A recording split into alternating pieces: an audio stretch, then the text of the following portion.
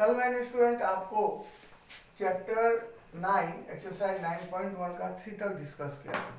अभी मैं आपको क्वेश्चन नंबर 4 से डिस्कस कर रहा हूँ। क्वेश्चन नंबर 4 कहता है ये टेबल क्लॉथ है जिसकी लंबाई 4 मीटर है और चौड़ाई 2 मीटर है। Length is 4 metre and width is 2 metre and वो टेबल पे जब डालता है तो चारों तरफ से लटका हुआ रहता है, मतलब 2.5 इधर लटकता है, 2.5 इधर, 2.5 इधर, 2.5 सब तरफ से 2.5 मीटर लटकता है। तो 2.5 इधर और इधर कितना हो गया, 2.5 और 2.5 को ऐड करेंगे 0, ये 0.50 मतलब 0.5 मीटर होता है। 0.5 मीटर मतलब आधा मीटर होता है। तो अगर 4.5 मीटर इधर है, ये 4 मीटर इधर है, आधा मीटर छोटा हो गया, मतलब ये 3.5 मीटर हो गया और अंदर इस साइड भी हो गया 1.5 मीटर। तो कहता है कि इस टेबल क्लॉथ को जो है सो इस टेबल को पॉलिश करना है। एक टेबल है, इस पे एक टेबल क्लॉथ बिछाया हुआ है जो 4 मीटर लंबा 2 मीटर चौड़ा है, 25 सेंटीमीटर मतलब 0.25 मीटर लटका हुआ है चारों तरफ से। तो इसका मतलब टेबल का सरफेस का लेंथ कितना होगा 3.5 और विड्थ कितना होगा 1.5। आपको पूछा है find the cost of polishing the surface at the rate of 2.25 rupees 2.25 पर स्क्वायर मीटर। तो हम लोग यहाँ पे पहले लेंथ ऑफ द टॉप निकालेंगे।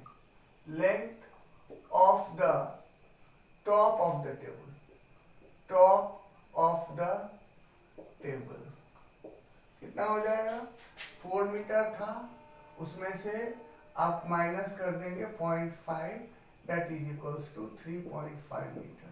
और ब्रेथ क्या हो जाएगा, breadth of the top of the table equals to 2 minus 0.5, that is equals to 1.5 metre हम बोल सकते। तो फिर एरिया ऑफ द टॉप क्या हो जाएगा, area of the top, area of the top of table, top of table कितना हो जाएगा 3.5 इंटू 1.5, जो भी होगा वो आप निकालेंगे, आंसर आ जाएगा। फिर उसके बाद आपको बोला है कि कॉस्ट ऑफ पॉलिशिंग कितना हो जाएगा, therefore cost of polishing POLISHING polishing, cost of polishing कितना हो जाएगा, area into rate, area into rate. Area आप यहाँ से निकालेंगे और रेट है रुपीज 2.25 पर मीटर स्क्वायर। तो जितना आंसर आएगा वो कर लीजिए, आंसर आ जाएगा। क्वेश्चन नंबर 4 ऐसे बनेगा। क्वेश्चन नंबर 5 में कहता है the length of a square is increased by 40 centimetre while breadth is decreased by 40 centimetre. मान लीजिए कि क्वेश्चन नंबर 5 में लेंथ इक्वल्स टू x है, तो इंक्रीज लेंथ कितना होगा, इंक्रीज लेंथ हो जाएगा x plus 40% of x, that is equals to x plus 40 by 100 0 तो 2 जा 2 5 जा 5x plus 2x 7 by 5x, ये हो जाएगा लेंथ, इंक्रीज लेंथ, ये लेंथ है। ब्रेथ कितना,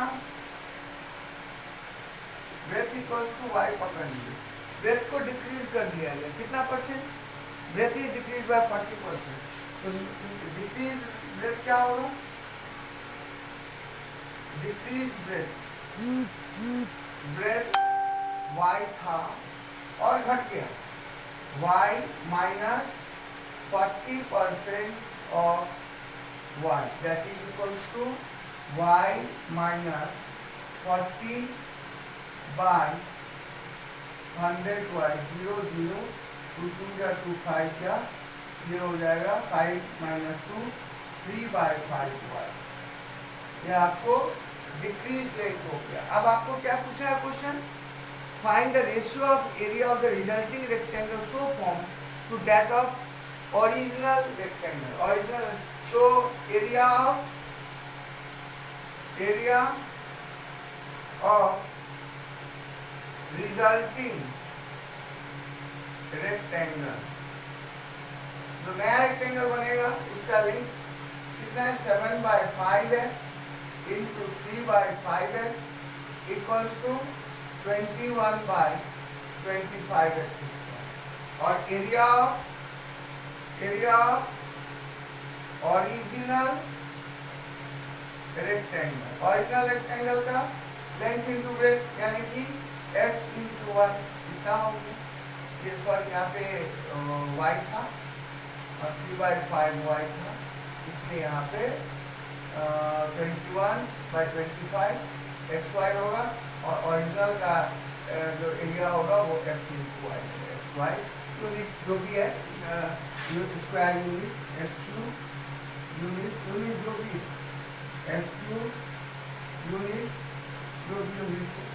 अब ratio of, therefore ratio equals to, दोनों का रेशियो क्या हो जाएगा, ये हो जाएगा 21/25 xy by xy resulting to original. तो नीचे हो गया ये xy कट गया, ये 21:25 रेशियो हो जाएगा एरिया का 21:25।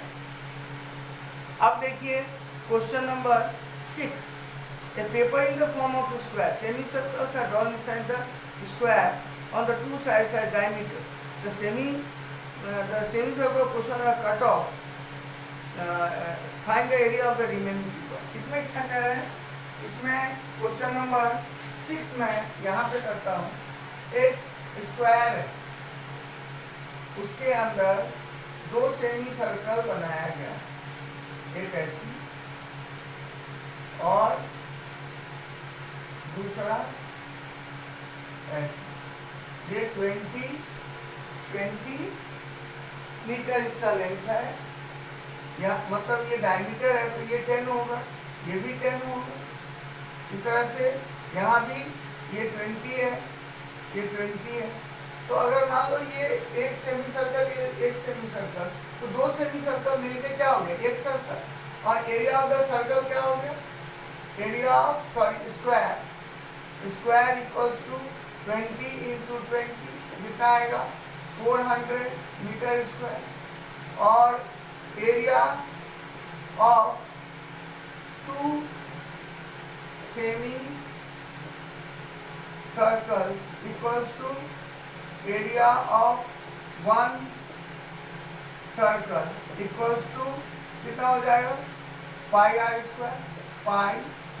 Square that is 22/7 into radius 10 हो जाएगा, 10 इंटू 10। तो ये जो भी होगा तो ये निकाल लीजिए इतना मीटर स्क्वायर। तो एरिया ऑफ रिमेनिंग पोर्शन क्या हो जाएगा, एरिया ऑफ रिमेनिंग पोर्शन, दोनों एरिया को माइनस कर दीजिए, 400 माइनस यहाँ पे जो भी एरिया आएगा उसको माइनस करके उतना metre square area of the remaining portion, यानी कि ये एरिया हो जाएगा।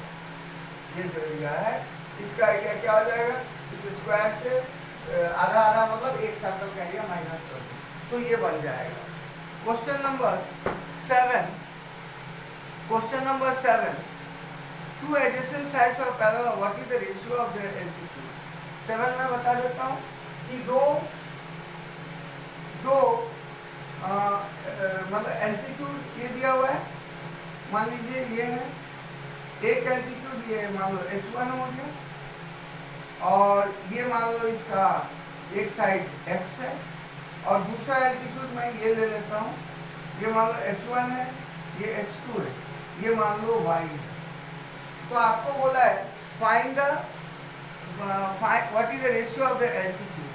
तो the two adjacent sides are 32, sorry ये 32 दिया हुआ है, एक 32 और एक 4, ये मान लो 32 3.2 है मेरे ख्याल से, सॉरी 3.2 और 4 सेंटीमीटर, ये 4 सेंटीमीटर, ये 4 सेंटीमीटर, ये 3.2 सेंटीमीटर। तो एरिया इक्वल्स टू, इसका एरिया क्या होगा 4 इंटू h1, इसका एरिया क्या होगा, या हम इसका एरिया ले लेते हैं, तो हम अगर यहाँ लिखे h2 तो 3.2 इंटू H2, और दूसरा एरिया अगर हम निकाले दूसरा बेस पकड़ के तो 4 इंटू H1, ये दोनों सेम होगा। क्यों? क्योंकि area of the same parallelogram है। तो देयरफॉर हम लोग लिख सकते हैं कि 3.2 H2 इक्वल टू 4 H1। तो हम लोग और इस तरह से लिख सकते हैं H2 by H1 equals to H1 ये इसके साथ है, तो 4 बाई 3.2, इसको डेसिमल को हटा दीजिए, डेसिमल को हटाएंगे तो यहाँ 0 हो जाएगा, तो ये 8 से कटेगा, 8 5 या 40 एंड 8 4 या 32, तो ये 5/4 इक्वल्स टू 5:4। क्या 4:5 हो सकता है? जिस हिसाब से अगर H2/H1 या H1/H2 लेंगे तो चेंजेस करेंगे तो रेशियो भी चेंज हो जाएगा, तो ये 5:4 हो जाएगा। आज यहाँ तक रहने दीजिए, अगला क्वेश्चन मैं नेक्स्ट डे कर दूंगा। Thank you.